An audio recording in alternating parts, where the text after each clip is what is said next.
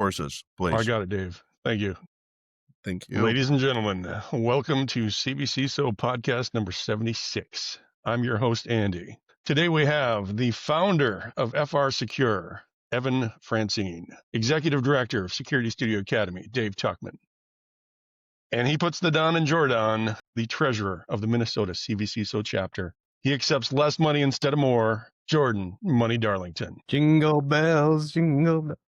He's kind of a good singer too. Kind Also, we have Joe Moldenauer. She is an associate security analyst and fairly newly minted CISSP holder, and also, as always, one heck of a great coworker. A couple of quick items. The CVCISO program begins January the 5th, coming up right around the corner, but still time to prepare. Awesome opportunity to level up your skills in risk assessment, information security, and leadership. Also, we have a lot of new offerings that have just come out. The level 3 courses are out and will be starting very soon. There'll be bundles and group discounts, so feel free to shoot me an email or hit me up on LinkedIn for more information on that.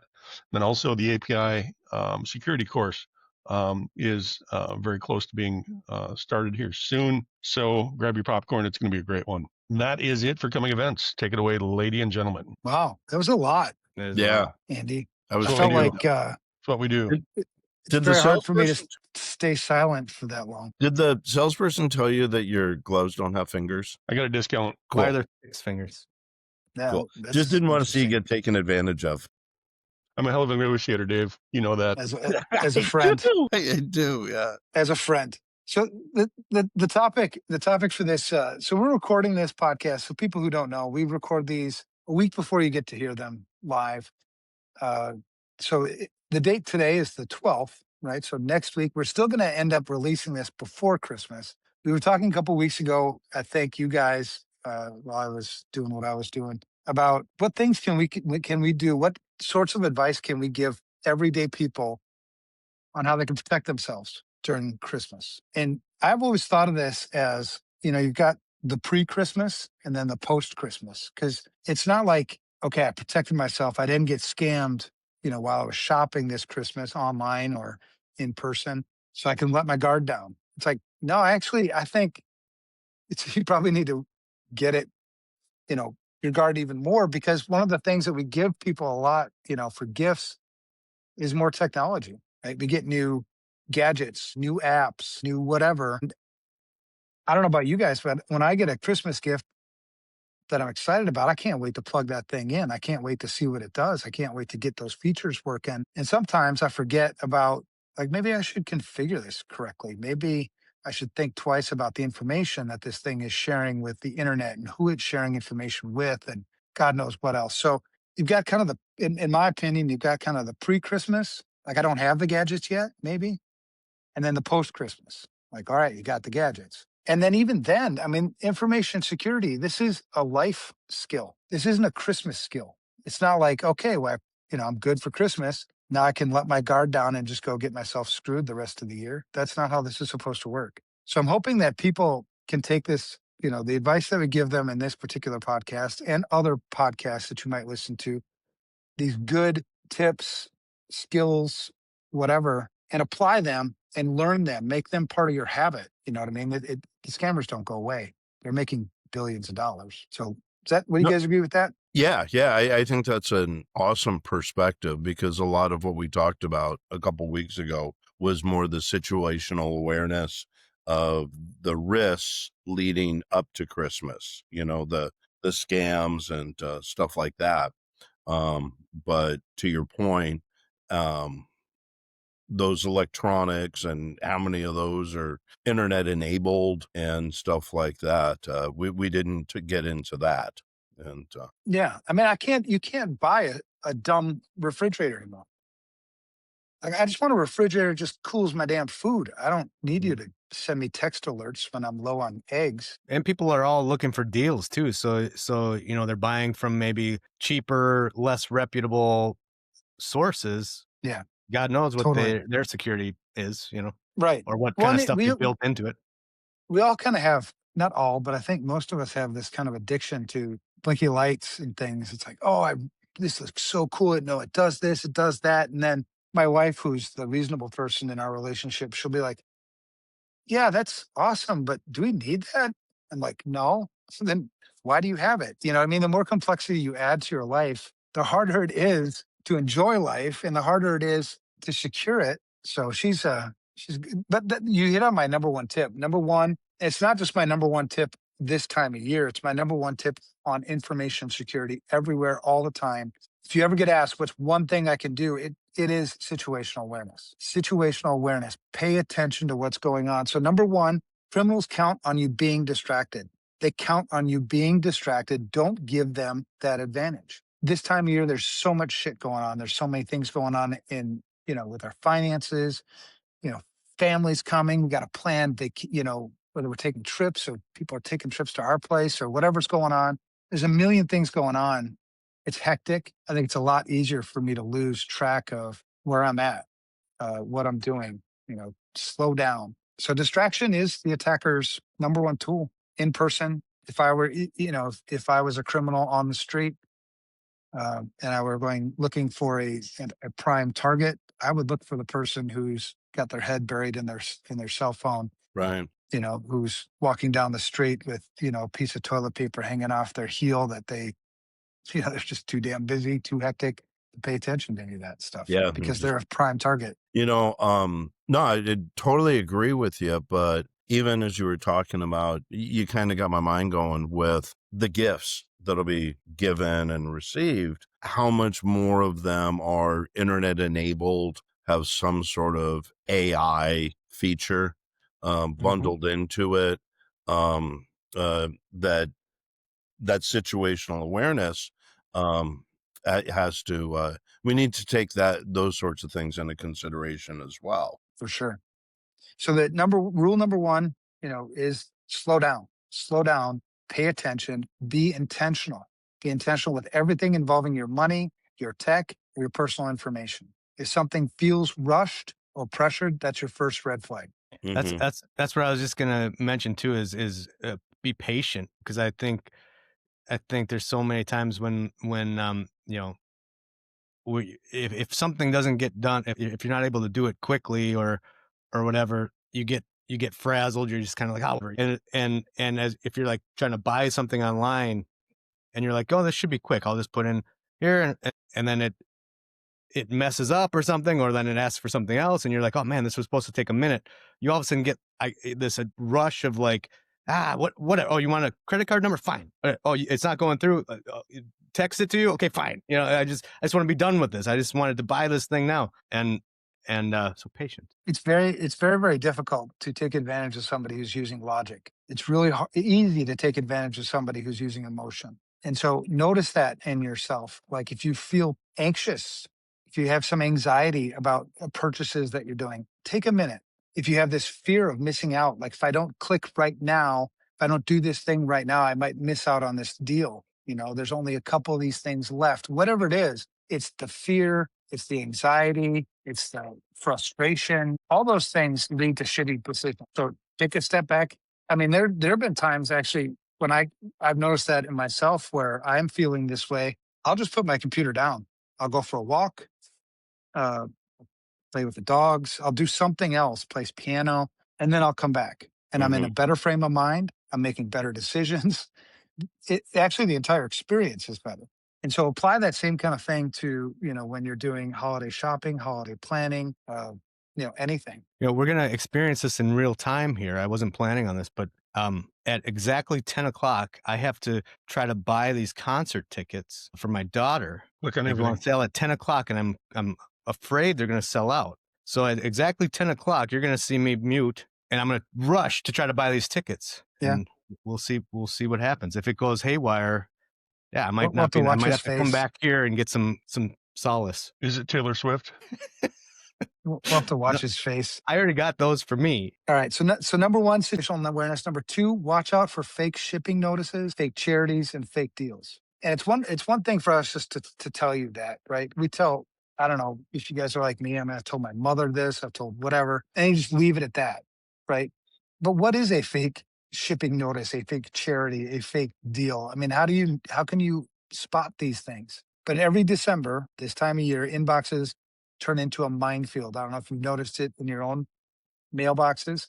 your package couldn't be delivered, quote unquote. Verify your address or your account will be closed. Donation needed for emergency Christmas relief. Unbelievable deal, exclamation point. 90% off of everything. Those should all be red flags. Anything that feels like it's capitalizing on your emotion. Mm-hmm.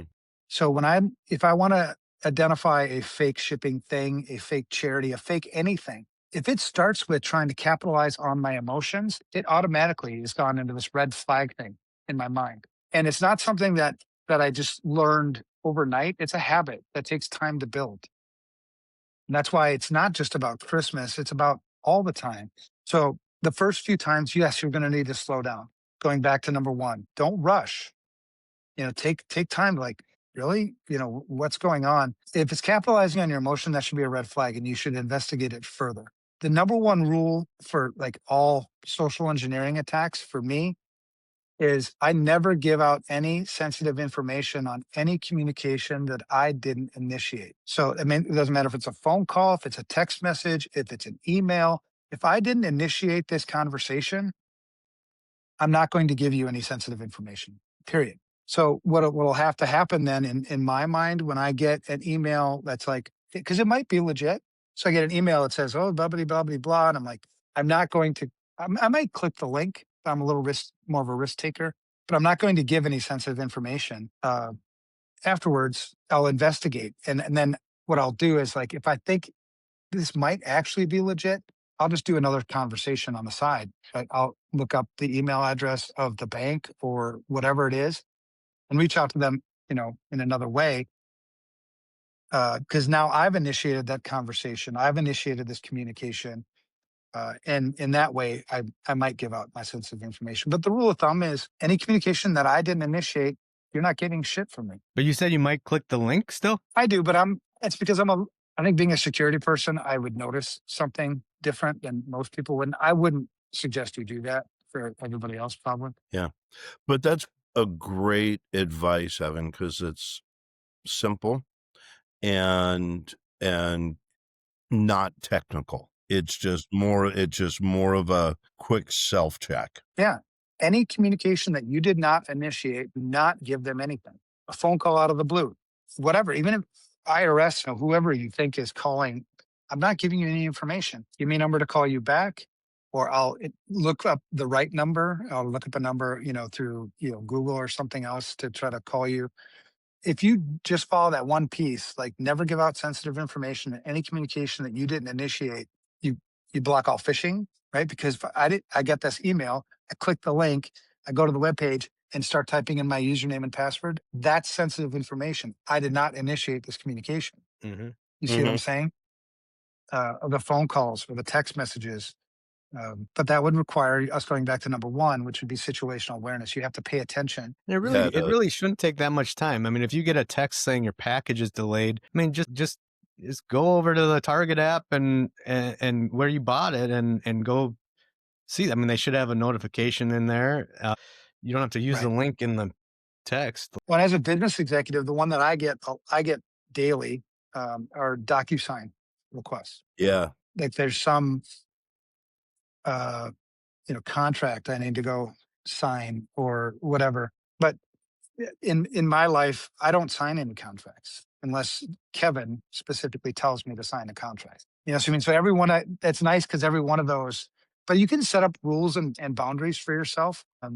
But if Kevin didn't tell me I need to sign a contract, every DocuSign request I get gets reported as a phishing attack. Even if I'm wrong, I'd rather be wrong. Have you have to reach out to me 3 different times, 3 different ways to get me to do something. Right. So here's the thing on number 2. If you didn't expect it, don't click it, right? And that's hard. And that's going to take logic, right? Emotion is not going to let you do that. Emotion is going to make you click it. So if you didn't expect it, don't click it. If it looks too good to be true, it is. That's like age-old wisdom that grandpa, like 18 generations ago was teaching. If it makes you emotional, step back. Step back. Take a minute. Emotion is how scammers bypass your brain. Mm-hmm. I'm an attacker myself, right? On the ethical side, it's very, very difficult, if not impossible, to bypass logic. Emotion all day long. Sure. That's the easy one. So number 3, don't let holiday generosity make you vulnerable. This is the time of year we are supposed to be more in a giving mood. That's a beautiful thing. uh, Scammers, unfortunately, they count on that as well. So they do exploit generosity. A simple rule: give through channels you already trust, not through messages from strangers on social media, not through emails, QR codes taped to doors, random GoFundMe's, or a pastor you've never heard of sending you a DM. Be generous, but use the channels you already trust. Yeah, And that Corey, rolls right back into number 2, that Yep. even if you got it and you said, "Hey, this I can do something," but then you can initiate what you do want to do. Yeah, and each one of these is supposed to build off of each other. So number one, situational awareness. That is the number one most critical thing, period, because without that, you're not going to notice the number two. And the number two is just to watch out for these fake notices, fake. If I were to summarize number two is don't ever give out sensitive information in any communication channel you didn't establish. Which then leads us to number three about this holiday generosity thing. Be generous, but only give money to places that you already trust. Even if you've like find something online, like you're on social media and I don't like in the United States right now, where you guys are, some of you in Minnesota, there's this ICE thing going on with Somali fraud and God knows what else. I live here in Mexico. I'm grateful I'm not emotionally and tied to any of that shit. But you've got some people who want to support this or support that. And so I want to give some money to support the Somali community, or I want to give some money to support ICE or whatever the crap is going on. We all have our causes, but attackers know what's going on, just like I know what's going on in Minnesota. If I'm not there, if I was targeting somebody in Minnesota, you pay attention, as the attacker, you pay attention to what's going on. And okay, let's just see if we can get some people to give some money to this cause, which isn't really this cause. It's me, but I'm going to come off like it's this cause and play off their emotions. Because people will do the stupidest shit off emotions. You see people out there protesting right now. It's like 20 below, and you're standing in front of an SUV. I get it that you're passionate about, you're so against this, but you don't think there's a better way for maybe you to protest that? But that's the emotion thing. Emotions get you to do things that you later regret. Well, and the way social media works too, it's like they'll find those people that are charged by it, because it's like you click on one news article in Facebook and suddenly you're going to get 1 million and half of them are crap, I'm telling you Yeah. right now, from an attacker's perspective, it's a scammer's paradise right now, because people are so emotionally charged about things that they're posting things on social media, which leads me to the next number four, actually, which is don't post your entire life on social media, because people put these things on social media and oh my God, you are put yourself into this bucket. And the things often that you're posting on social media are emotionally driven. There's no logic behind it. I mean, you see what some people are posting. It's like, did you just say that out loud? Like, did you ever think to like stop and think for a second, like, that's crazy? Because it is. It's bad. What you're saying right now is batshit fucking crazy. But as an attacker, from an attacker's perspective, it's like, oh yeah, there's a It's target. gold. Yeah. You don't think I can get this person who's so, four left or four right to donate some money for the four left or four right that in the bucket that they're in? Mm-hmm. They'll give you their life savings. Yeah, and we're So talking about holidays, but, like when elections roll around, that's what that I'm saying. These are tips that play out yeah, the entire your life. yeah, and So then, there's Evan, in general, do you think that the scammers are just looking for the weakest links? Yeah, Or, I mean, they'll take anybody, obviously, but I mean, the easier the better, right? For the most part. yeah. yeah, It's a business to them. There's no emotion in it for them. It's all logic. So logically, I'm going to go for the biggest return on my investment. If I have to send 5 emails, that's going to give me, a 10,000% return. I'm going to go do that, right? Because it's all about money. yeah, it's like looking for the unlocked car. It's yeah, and my God, it's so easy right now. I mean, I've never seen it.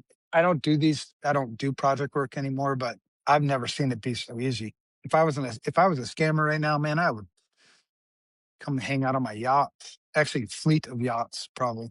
Mm-hmm. So number one, situational awareness. Number two, watch out for the fake shipping notices, fake charities, fake deals, that stuff. Summarized by don't give out sensitive information in any communication channel you didn't initiate. Number three was this generosity thing. Still be generous. People still do need our generosity. there are people that are suffering, that need our money, that need our support, that need our food. Don't let the scammers stop you from serving the people that need to be served, but only do it through channels that you already trust.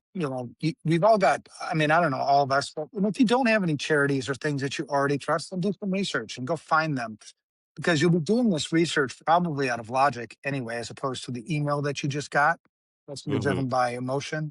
So be generous, but only be generous to those channels that you already trust. Number four was don't post your entire life on social media for numerous reasons. Number one, it's so easy to classify you as a person. A lot of times, what you're posting on social media, not maybe not you and me, but it's certain things about your life that you're passionate about.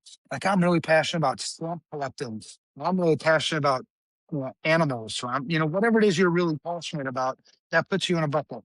And then from an attacker perspective, it's you take all the people that are this type of person. You wait for something to happen in the public or in the news that's emotionally charged according to that thing that this person, you know what I mean? It's so easy to classify these things and then shoot out your emails to get people to do stuff. So that's one way that you can use social media against you. Another way is, you put things like, we're traveling, we're out in, you know, up in Minnesota to see our friends and everything, blah, blah, blah. All your Mexican, here, all my Mexican friends would know that I'm not in the house, this week. And and even if I were to try to return to the house, I'm not going to be able to get here for at least 6, 7 hours. You just make yourself a target. Which is why your Yeah. house is booby trapped, right? Like Home Alone. I don't post shit on social media. People never know. I don't even know what the hell I'm doing today. So I don't know how the hell you would know. Yeah. And a lot of times, people will post it thinking that they're just sharing it with their circle of friends when it's actually a lot of times just open to the whole world, and it's adversaries that can see it when you had no idea, when you didn't take that into consideration in Right. posting it. Well, and on social media right now, like people get very close to this community that they built online with complete strangers, and so that's Mhm. I think they get comfortable sharing all that stuff because you're right. I mean, it's not just like they feel like they're sharing it with close friends, but it's like yeah, a lot of people they're closer with their online community than they are with real people. I think Yeah. people that are close to them. Yeah, for sure, man. And as a, again, I'm going to say more former attacker because I don't do this uh, project stuff anymore. But, it was not uncommon for us to have 6, 7, 8, 9, 10 different social media personas, which are fake accounts that we would establish to become friends or get into groups of like type people that we want to target. And so people would, friend us with these persona accounts, and you don't know that it's a persona. It's not a real person. But, now that I'm in your circle, the things that you think are just being shared with your friends are also being shared with me because I'm one of the friends. You know what I mean? So Hmm. social media, I think, is a place where you should share, unless you really tighten it down. I mean, share the things that you don't mind the world knowing, but know that the world knows. Right. So anyway, that's number four, because especially this time of year on Christmas, you see a lot of people sharing, about their travels and their friends or, family that they're with and whatever. Yeah. And I know that it ramps up over the holidays, but so much of what you're sharing is just applicable to life outside of work or what we talk about professionally. Because, like, what I'm thinking is right now, it's harder than I remember it being to get a job. People are being laid off. And so whenever I'm speaking with students, I'm explaining to them that it's more competitive than it ever has been. And you're going to have to do more to rise above. And at the same time, be aware of what you're posting on social media, because wherever you're applying, they're doing some searching on you Yeah. from a top level. Isn't that crazy? Because like you talk to a lot of people that are struggling to find jobs, and what they're finding is that they don't know why they're not getting the jobs. Because a Hmm. lot of times the places you're applying don't reply back, or they don't tell you why, they didn't choose you, even though all your all your credentials and all your experience fit the job description perfectly well. And so it's baffling, right? Frustrating. And if you think about it, like, let's say that they did find something on social media that just didn't fit their culture. It doesn't fit with their own belief system. Like, let's say, I'm posting all the time on social media.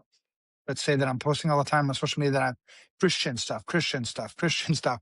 And the hiring manager happens to be a Muslim. The company might not be Muslim, but there's a disconnect, and they're not going to tell you, yeah, we didn't hire you because, what you posted online, on social media.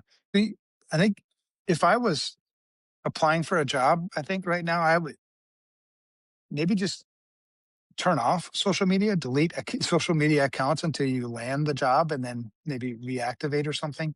But try to make it so, because that stuff will be used against you and you don't even know it. Nobody's going to tell you. It's kind of crazy when you think about it. Yeah, or just if you are going to post, try and post things that add value and that can raise the stranger's perception of you. Right.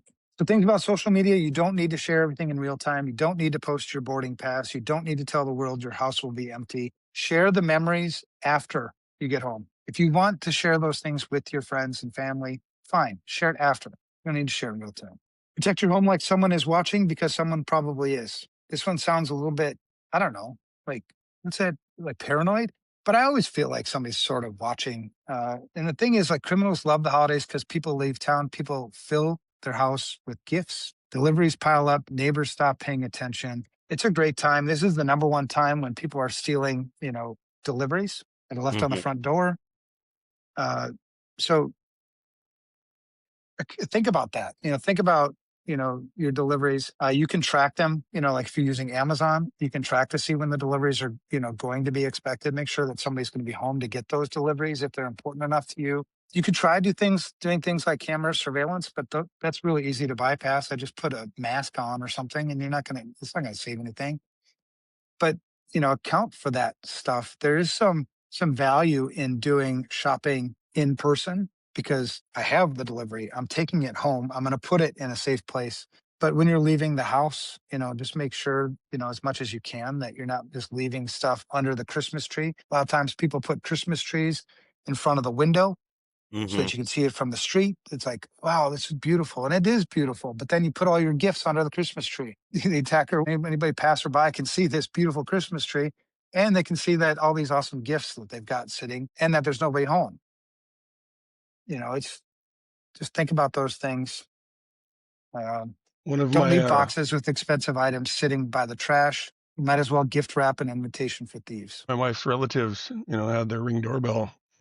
And around the holidays, all of a sudden, middle of the night, they just see this shadowy figure checking to see if the door's unlocked. Scary stuff, man. Yeah. And that's Nice really neighborhood. common. I mean, it happens everywhere, It does. Yeah. It does really happen everywhere, and it happens more often than people think. There's really no way to accumulate, I think, good data on that. Yeah, Yeah. because like Andy, that happened, but it didn't get reported anywhere. No, of course not. No one can tell who it was, Yeah. Statistics, like you're saying. Right. Police wouldn't do anything anyway, Yeah. Number Yep, 6, I found be a smart. door lock Oh, go ahead. that's MFA, so it has to take my fingerprint and a code. Yeah. Which finger of yours do I need to have? Bypass that. Yeah, and You really want me to show you? I think so. Well, and the same thing that we say as CISOs and Side of the VCISOs. podcast, so we know, so we have our situational awareness. The same thing that we say about like CISOs and VCISOs. The name of the game is risk management. The same thing applies at home. It's risk management. So if you live in a neighborhood where there are a lot of passersby, where there's a sidewalk or a main avenue that goes out front of your house, think about that in terms of risk management, about putting your Christmas tree in front of the window. Maybe put the gifts out like Christmas Eve night, so that it's their Christmas morning rather than leaving them there, but whereas in some places, if you live like in a rural area, it's much less of a concern, but it happens all the time. Number 6 is be smart with ATMs and card readers. The truth is the holiday does bring out more skimmers. The skimmer is just it's a real simple, you can buy them online. It's just a cover really on top of whatever, wherever you put your card into, and it just skims the data as you're putting it through into the real reader. You're going through the skimmer as well, and the skimmer's taking all the data. They're a little less effective now because we use chip and pin so much. These were super, super common before chip and pin, but they're still very common and still very usable, because for online purchases, there's no chip and pin. For online purposes, all I need is the credit card number and your CVV code, right? The 3 or 4 digit code that's on the back of the card typically. So, which if I'm doing a skimmer, and a lot of times they get creative, they've got cameras, built in as well, so they can get the CVV code. So they'll get the card number from the magnetic stripe as it goes past through the reader, and then wherever they've got the camera placed, they can get the CVV code. So that's a valid card for online purchases. And in terms of tying it back to an IP address, a lot of times you have shipping address and billing address when you're buying things online. Where I have the reader, really what it's going to trigger is going to be down the zip code, so the physical location. So wherever the skimmer was, that's the zip code that I'm going to use for the shipping. I'm sorry, the mailing address, and I'll ship the goods to where the attacker wants to go pick them up. Right. So it's a really easy, way to bypass things. So the holidays bring out more skimmers, fake card readers, tampered ATMs, pay at the table scams, and tap to pay spoofs. So if the ATM looks off in any way, don't use it. Go to another ATM. I like to use ATMs generally that are in banks. So those are very hard to manipulate without the bank finding out about it some way. I like to use ATMs that are in well-lit areas, high traffic, well-lit areas, typically, because it's harder for attackers to, they still can. But take a look at it. Situational awareness. When you put What would be the tells that would tip you off? It'll be, so you have to, if it's a reader or skimmer, it's got to go on top. It's going to cover the original, the manufacturer case, right? So it's going to be a little thicker. There's higher quality ones, less quality ones, but it's going to be a little thicker. There's going to be some adhesive of some sort that's going to be holding it onto the device. So sometimes you can notice just a little gap between like the ATM itself or a gas station. This is real common too. Then there's a little gap between the cover for the reader and the actual device, the system. You know, when they're not tampered with, it's one piece. They're not components in modern ATM systems. Out of modern ATM systems, the whole cover is just one piece, right? One piece with a little lip there, and you put your card in, but there's no seam there. Whereas if I was going to put something on top of it, there'll have to be a seam there. The higher quality ones, it's a little smaller, but yeah. It's an add-on. So it's not like it replaced the other one. So you can look at it that way. And I remember those being prevalent on the little card machine. Like if you go on the gas station, not even, and you go to swipe your card on that, those were easier. If you do like a Google search on those, you'll see how it's like just a piece of plastic that you put over that. And those ones are easier to manipulate. Yeah. When I said the pay at the table scams, I never let somebody take my card out of sight.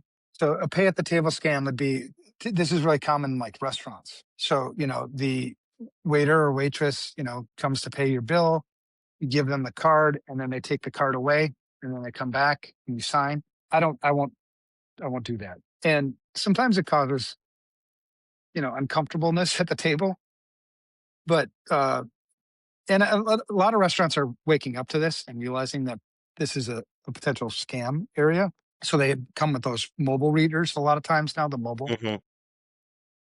So it'll be, and it's uncomfortable, but I don't really care. It's my card, my money. So what I'll do is go back with the waiter or waitress if I have to, if they don't have a mobile reader. But you have to be comfortable being uncomfortable sometimes. Do you ever leave the table and go with them if that's the only option? That's what I'm saying. I do. Yeah. Okay. I will. Yep. Do you ever just carry cash instead then, or? Yeah. Or yeah. I mean, that can be taken too, obviously, but not maybe as easily. I don't know. Yeah. Yeah, definitely. I like paying cash. The thing about being paid in cash is you just increase your chances of being potentially robbed. Yeah. You know, my wife likes to carry a lot of cash, which is she's like 110 pounds. I'm like, lady, you shouldn't be carrying around that much cash. And she's like, I'm tough. I'm like, the hell you are. Like sacks of like money bags of cash. Just too much cash. Let's just say that. For her at her size, like $20 is too much cash. So anyway, that was number 6. Be smart with ATMs and card readers. And again, we're talking about the holidays, but it applies to all the time. And I get that sometimes it's like when we've told people before about piggybacking into secured facilities, right? It's uncomfortable not to hold the door open for somebody, right? And I've been called names for doing this, but there's a card reader on it. I'm sorry, I'm not holding the door for you. And you can call me a name if you want to. Get a damn card and get in the door then. And at first, when you first started doing that, it felt very uncomfortable. Now it's second nature. Same thing with this card thing about, I don't let you take my card and I can't see it anymore. At first, that was very uncomfortable to start following, waiters and waitresses to the terminal, but not my problem. So number 7, never buy from a website that doesn't pass the 5-second test. Okay, so this is a 5-second. This is the 5-second test. 5 seconds is all it takes for you to spot the scam. Does the URL look weird? Does the site look thrown together? Are the prices ridiculously low? Are the reviews too perfect or obviously fake? Does something feel off? It only takes 5 seconds for you to go through those 5 things. URL look weird. Site look thrown together. Ridiculously low prices. Reviews are too perfect or obviously fake. If something feels off. And afterward, yeah, I'll post this weekend so that we can give people a URL to do this. But I always call that the 5-second scam. It's 5-second test. And so when I look at a website, those are the 5 things I'm looking for. It takes 5 seconds. If I can't come to a conclusion in 5 seconds based on those things, I'll usually walk. And does the URL look weird? I mean, that's up to you. I mean, I'm it really depends on the glad you sites brought you're that going up, to. Evan, because I think a lot of people do buy a lot of products based off of reviews. Mm-hmm. And so you have to learn how to spot those fake reviews. So I'm really glad you brought that up today. Good. Thank you. Yeah, they're right. I mean, you could put up a website today, get 20 or 30 friends to go slap a bunch of reviews on it. And if people aren't paying attention, you wouldn't notice that all those reviews came today. Right. And they all pretty much said the same damn thing. And they didn't give any details on why they were actually so excited about this thing. Very generic reviews. And so, and again, like most of these things at first, the 5-second test might take you 50 seconds. But in time, when you build the habits, when this becomes part of the way you live life, it's a 5-second thing. It becomes second nature. I don't think about it when I do it. So that's number 7. Number 8, teach your kids and older relatives the basics, especially your older relatives. This is a hot spot for me because we've kind of done our older relatives a disservice. We use a language they don't understand. We give them a whole bunch of tips and tricks and things. And I think oftentimes they feel so ashamed that they don't know what you're saying, that they don't ask you what you're saying. And then they go get scammed. And then they feel ashamed to tell you that they got scammed. And then they Mhm. get scammed again. And they don't, you know what I mean? It's just this sit Ugly. down. It really is, man. And I've read dozens and dozens of stories of older people in particular taking their own lives, committing suicide because they got scammed. And they committed suicide not just because they got scammed, but because they felt hopeless, because they felt ashamed. They didn't know who to turn to. If they were going to tell their family, they just gave away $300,000 to some, what's your family going to do? And so Right. we have to spend more time making sure that our loved ones understand what it is we're saying. Does that make sense? I do this with my mother, right? My mother, not only is she old, but she's crazy, guys. She's weird. That's where I got most of this from, But I sit down with my mom and I explain to her. Like this is the 5-second test, mom. You see this URL? Do you see how first of all, this is a URL. Oh, what does that mean? Well, it's just, I mean, you gotta teach them because there's nobody else doing it. And a Right. lot of the takeaway on that is probably a gut check for us, because I think sometimes, especially when you end up being the IT guy for your whole family, it gets kind of annoying. In this case, if you're the one that everyone goes to for security stuff, I think it's more purposeful though. It's something where you kind of have to say, all right, and make sure it's clear to everyone in the family that you're not going to get annoyed if they have questions. Like you're Right. open to Yeah, I'm that. happy to do it. I've done it for all the older relatives and cousins, everybody like that. I'll set up phones, I'll set up computers, whatever they need, to the best of my ability, Why? And and I think the only time I ever get frustrated is because they call me out of the blue. They I'm in the middle of dinner, or you know what I mean. But if I start the conversation, then it's on my time, and I'm not frustrated about it. Right. You know what I mean? So I think it's taking the initiative yourself. Don't wait for them to come to you because that does get irritating. It's never at the right time. But I mean, if you truly love your loved ones, then get off your ass and go love your loved ones. I don't get it. The So my mom, I regularly will reach out to her just as I'm reaching out to see how she's doing with everything else. It may come up in the conversation too, where I'll ask, how are your computers working? You got that new iPad. How's that working out for you? You have any questions? Have you seen anything funky that and then and then like set up rules then, because I'm pretty blunt with my mom. And so I tell her, call me for these things. Don't call me for these things, So I have some texts from her where she had asked me about a couple of things that she was questioning, and I responded back to her, and then she would respond back. It's so great to have a son that I can reach out, somebody I can reach out to who can, help me with this. And then she Yeah. goes and tells her friends, not to call me, but goes and tells her friends what she learned. Hmm. So they're not That's what you stupid. want. It's just it's like a totally different language. Yeah, there was one time my dad, they didn't get victimized, but it did get to the point where he was on the phone with the scammer. And then at that point, that's when he realized to back off.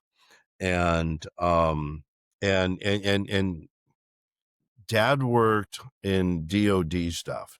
Mhm. Very smart guy, worked on very large scalable things. He retired as the R&D scientist for the company that he was at. I mean, I learned from him every day, and it took so much. I was so proud of him in his ability to just put his ego off to the side and call and say, "Hey, this is what happened. Can you just walk and talk me through it?" And so I went over and we spent the time together. And like I said, I was just so proud that he was, humble enough to reach out. And yeah, and but It's awesome. it kind of like you were asking or talking about earlier, Andy, on looking for the easier target. And seniors are it, man. They're the ones that are less savvy, more vulnerable, and hopefully have accumulated some wealth through their years. I worry about the ones with dementia too a lot. Hopefully Sure. they have power of attorney and just people looking out for them. Yeah. Mhm. Yeah.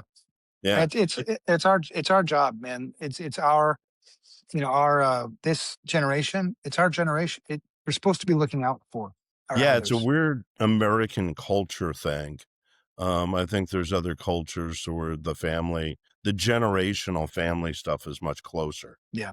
And like the worst thing, never shame the loved one. Yeah. Don't shame your, the elderly, because that's what leads to this despair and them not reaching out and them, when Right. they have questions and whatever. So never shame, and don't shame your kids either, because that was part of that one too, was kids. They use more, I think, most parents use more control than they do teaching on kids, because oftentimes, the kids probably know more about tech than you do as the parent. But, there's this control, but really it's about the responsibility. It's the same responsibilities, it's the same accountability, it's the same respect that I'm supposed to show somebody in person that you need to show online, right? You can't separate technology from life. You can't separate, you know what I mean? There's so many like parallels between how I would treat somebody in person and how I should treat somebody online on social media, right? I wouldn't, somebody sitting across from me right now, I would treat them with respect, Mhm. even if I disagree with them and I think they're idiots. you still have some level of respect with me. Same kind of thing when I go online. What you're saying is stupid. It's idiotic, but there's some level of respect there. I'm not wishing you to die or anything. Right. It's the same thing teaching kids. 9, don't ignore your instincts. Like there's like this built-in security system we all have. It's like something like that. Listen to that. That's like a red flag up about it. Let the logic come back into this equation. And yeah, holy shit, that doesn't seem right. And then go investigate it before you go do it. It's women's intuition. Trust We that, we, we all got girls. it. We all got yeah. Yep, y'all got it. We all got it. You guys got to dig a little, but Yep. Yeah. More, And the more truth than is a little. yeah. If I'm Your instincts are not random. They're data. Instincts aren't random. They're data. Use it. And I think 10, I which is think kind of the generic-y one, the most important rule, trust slowly, verify always. I don't give out trust. It's not like you give them out like they're M&Ms. You have to build it. you give out M&Ms. A lot more than I do Andy trust, for requires sure. trust before he shares his M&Ms. True. Yeah. I would share my M&Ms. Peanut M&Ms. I share M&Ms all day. I ain't sharing trust. Hell no. We were Guys- more liberal with the Slim Jims, but the M&Ms True. is, yeah. Yeah, and it's tougher than it sounds though. I think. I mean, maybe for some more than others, because you want to be able to trust people. You want to be able to trust the things, and so sometimes you want that more than the logic allows. So you kind of dampen the logic because you're like, it looks like a trusting person. Trust no one, Right. Jordan. I trust you. Yeah. I don't trust Yeah, you. wow. There you go. Well, and there's like I don't levels of trust trust. any of you. There's like Good levels call, of trust. Joe. There's got to be, because just walking down the street or sharing the road with somebody requires trust, right? If there wasn't, then if there wasn't any, then I would never, it becomes a phobia then, which is like a mental thing I think you need to get treated.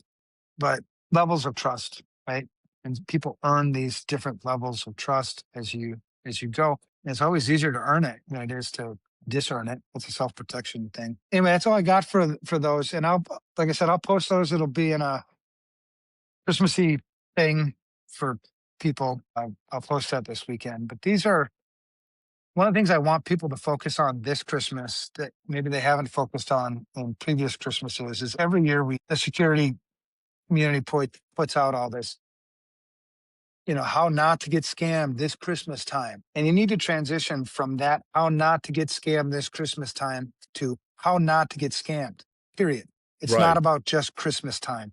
Christmas time, the risk factors change, they shift, but the techniques and the things are all the same. Yeah, And the it just protections ramps are all the up, same. but it's the same methodology. And you made me think about, another kind of perspective on when we were talking about the generosity piece and like giving to charity and making sure that it's a trusted source. It made me think on the other side of that, just kind of a call to, if you are a charity or a nonprofit organization, like, and the responsibility that you have to make sure that you're trustworthy, and separate yourself from the the dirty rottens, like Joe would say, and that and that made me think too that, like, it's a big passion of ours in the CVCISO community. That's why we have a way to give out a free risk assessment to nonprofits that maybe don't have a huge budget.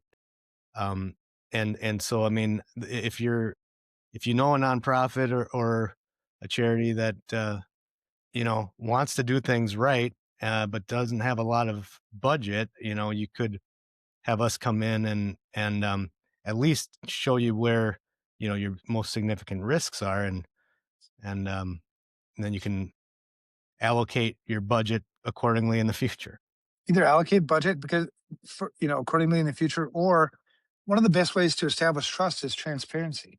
If I went to the nonprofit's membership and instead of just asking for money, which is typically what happens, you just ask for generic money and then whatever, right? And it'll get funneled to the mission in ways. But if I went to the membership and asked for money for specific things, like, hey, membership, I need $10,000 for a firewall. And the reason why the firewall is so important is it protects our membership data in these ways or whatever. Chances are a lot higher that you're going to get that $10,000 for that. versus just give me $10,000. So I think you can build the budget based on going to the people you're asking money for with the reason why you want the money, as Absolutely, yeah. opposed to like Mhm. just to serve the mission. No specific things within the mission why it's important.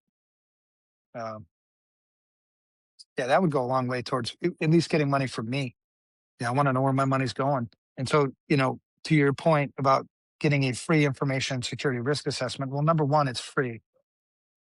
The so there's no budget outlay for the nonprofit in that, but then it should also build specific things that you can go to the community and ask for resources for that and know what benefit you're going to get from it. 100%. Plus, I'd be much more apt to give a nonprofit money knowing that my money is probably going to be protected. And man, we need charity. We need nonprofits. We need, like, this is what humanity needs. We need you to exist. We need you to take care of the funds properly. We need you to protect things. And so the world goes around and we don't depend on government to do it all for us. Right on. Hey, I gotta step out. For the rest of you guys, wrap it up. Without me, I gotta go to I'll another wrap it up. meeting. Yeah, Goodbye, boy. Evan. It's been a blast. Hopefully, the door doesn't hit you. What? See ya. No, but that was good. And piggybacking on that last conversation there too, like we're talking about the budgets, this is a good time for a shameless plug for the that CVCISO budget course, because we're going through that right now, and that's I think it's a very interesting thing to understand. It makes sense, but it's like you don't always think about it like this, that like just how like justifying the budget, like information security budget, if is easy to pass if you are being fiscally responsible and making sure that everything that you're trying to incorporate from a security standpoint is covering something that is that valuable or more. Yeah. Yeah. Well, and it kind of comes back to treating their money like it's your money. And, how would you spend it? What would be the wise way to spend it if you were to,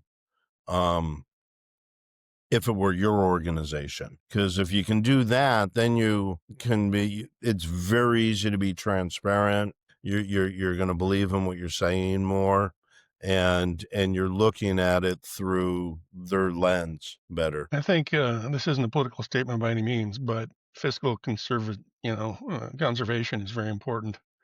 If you're spending somebody else's money, especially, spend less and do more whenever possible. So does that bring us to the happy ending of the day? Well, it's not really a happy ending. It's usually an unhappy ending. Bring the unhappiness, Joe. Bring the unhappiness. We can have an unhappy ending, Joe. You want the unhappy ending? We'll put the unhappy Joy ending to the up. frickin' world, Joe. No.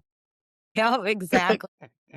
Well, this time it involves a woman hacker. She was a hacktivist for allegedly, a hacktivist for a Russian state-sponsored group, and prosecutors have charged this 33-year-old with extraditing her to the United States and accusing her of supporting pro-Russia hacktivist groups that were tied to that state. And the authorities say that her alleged role enabled cyber attacks against U.S. water systems, where she dumped gallons of water. And then also her election infrastructure. She infiltrated that. Railways, ports, what else? Nuclear related websites, also a meat processing plant where she's had a lot of ammonia spilled on it, where they had to close it down. That was in LA. Now, She's she messing with pleaded bacon. not guilty, but she is facing meat. trials in February, and there's also another case that's coming in 2026.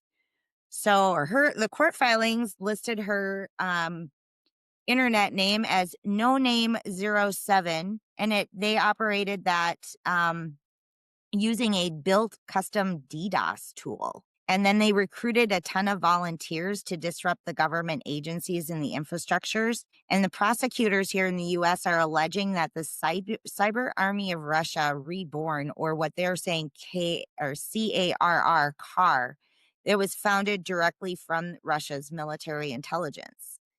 And So these attacks linked car to the drinking water systems and then triggered that ammonia leak. And investigators are saying that the GRU officer selected these targets and then they financed the attacks. So if she's convicted, she's probably going to go to jail for a few decades. So Good. this causes real world harm. This isn't just upset with, minor things like sitting in a tree because you don't want the tree to be coming down. This causes real world harm. It's not just a cyber attack or a digital No, this attack. is critical infrastructure, Yeah. you know. And really, if it's like a China, if they find that way to get in, they'll sit on it dormantly. And then you're going to see attack like this in parallel to when they decide to invade Taiwan. Yeah. And this is where I feel that some of these unhappy like that. endings that happen in the news, very good threat intelligence. Because if you can see what's going on somewhere else, then you kind of have an idea of what might be coming here. Very true. Yeah, that's good. I mean, and that's, I've said it before and I'll say it again that it's that stuff that I hope sparks something in all of us in this, InfoSec community. Like this is our purpose. This is the meaning behind what we do. It's so much bigger than anything else. I find more meaning in some of the stuff we do and the things we're working towards in this than, a lot of things. And another point I wanted to bring up is that don't discount the women. The women are dirty rottens just as much as the men are. We know. This article proves that. And Yeah. they can be sneakier. They're smarter. They're stealthy. Don't So have to don't say that discount again. the women. And don't Yeah. discount the women defenders either. What? Good, I'm glad you threw that last part in. Yeah. I 'Cause love the we women can defenders. be just as sneaky and sly too as they are. So yeah, it's definitely a 1-to-1. But don't discount the women dirty rottens. Yeah, let's get more of them in this industry. More. We More of need the good more ones or the women bad in ones? this industry. We need more women in our CVCISO course. If you're a woman and you're listening to this podcast, first of all, why? Second of all, join the band. Yeah. We should reverse the order of those two. Ask why after. Cool. Okay. I think we're good. That's a wrap. Yeah. Thank you Save all. the neck for me, clerk. Thanks for that happy ending, Joe, or unhappy ending. Anytime. Yeah. I'm just glad she got caught. I mean, get her out of here. Yeah. Yeah. Yep. That's one down, a zillion to go. 99 more bottles of beer on the wall. Yep. Whack-a-mole. You can come can't after feel my my legs. money. You can come after my family. Just don't take my meat. No one messes with bacon in my town. No one. Grilled cheese over here. And margaritas. Yeah. Look at all the blips. Yeah. All right. I wish you all a great day. Merry Christmas. Too. At least Merry Navidad. Christmas. Thanks, everyone. Oh, we're not stopping the recording. We're just leaving. Bye.